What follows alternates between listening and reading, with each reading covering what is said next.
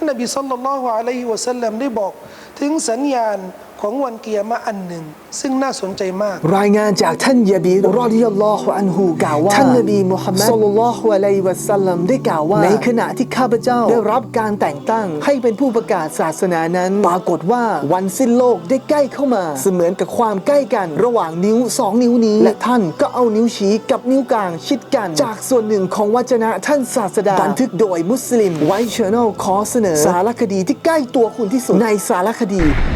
สัญญาณวันสิ้นโลกสัญญาณที่ใกล้ชิดคุณที่สุดสนใจติดต่อ